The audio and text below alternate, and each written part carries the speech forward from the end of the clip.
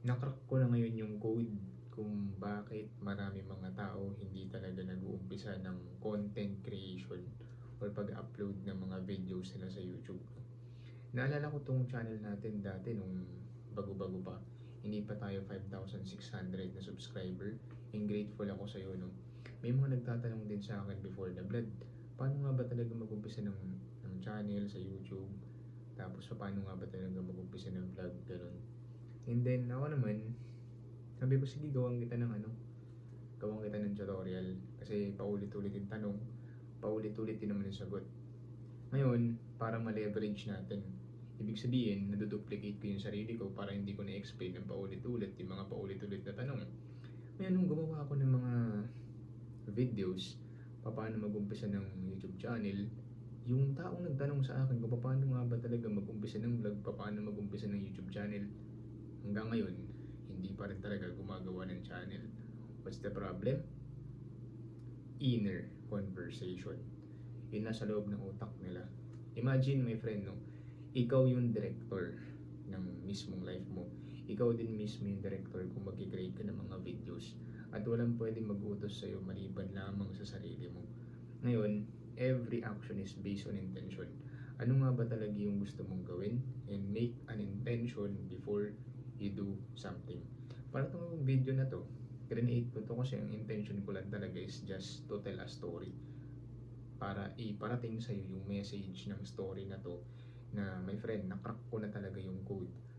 Bakit may mga tao na hindi talaga gumagawa ng content? It's because tinatamad sila or di sila nag-set ng intention. Ganun. Kasi, my friend, you don't need expensive tools para mag-umpisa.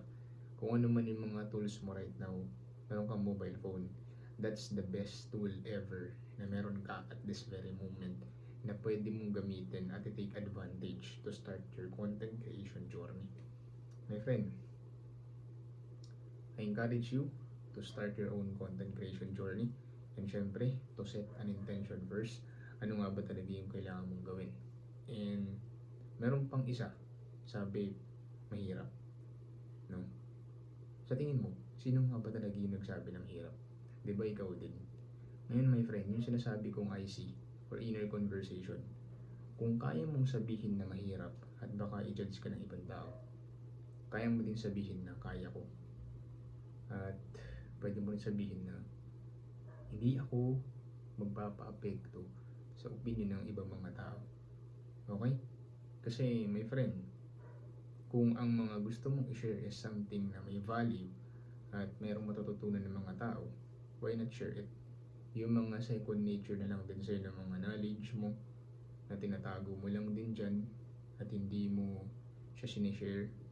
Remember, my friend, every soul will taste death. Lahat tayo na may soul, makakaranas tayo at makakatikim tayo ng kamatayan. At bago man lang tayo abutan ng kamatayan, dapat meron tayong may contribute dito sa mundong to.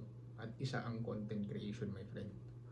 And kaya nga, kung papansinin mo, explore beyond learning. Kasi even ako, marami pa akong kailangang matutunan na hindi ko pa alam. Kaya, malay mo, pag inumpisa mo yung channel mo, nag-create ka ng mga content, in-upload mo sa social media, pwede itong maging brand mo. And on the long term, bonus na lang din naman talaga yung pwede mong kitain doon. And yun nga, dapat maayos talaga muna yung intention mo at ayusin mo ang inner conversation mo.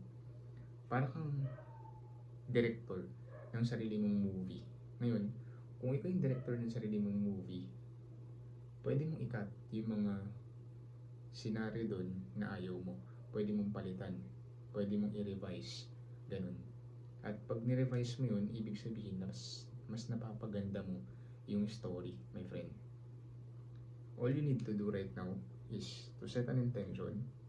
Pagkatapos nun, ayusin mo yung inner conversation mo, yung nasa loob ng isip mo. Kasi kung ano man yung nasa loob, yun yung mag-reflect outside, my friend. This is a reminder for you na to start i-revision mo, i-revise mo na sa loob pa lang ng isip mo. Kung ikaw nagpe-play ka ng mga senaryo na what if ito yung mangyari, what if pagtawanan ako, this video is a reminder for you na ikaw yung director. Ikaw yung director na mismong buhay mo. At kung yung buhay mo, right now, hindi mo gusto yung movie na napiplay dyan, well, the good news is, ikaw yung director yan at pwede mong baguhin na maging ikaw yung bida sa sarili mong istorya. Right now, kung ang mismong nangyayari sa movie ng buhay mo is victim ka, it's because iniisip mo doon sa movie na yun, victim ka, na kinakaawaan ka. Well, my friend, pwede mong baguhin yun at ikaw naman ang maging bida. Start applying the inner conversation. At my friend, set an intention. Revise it now. Peace out.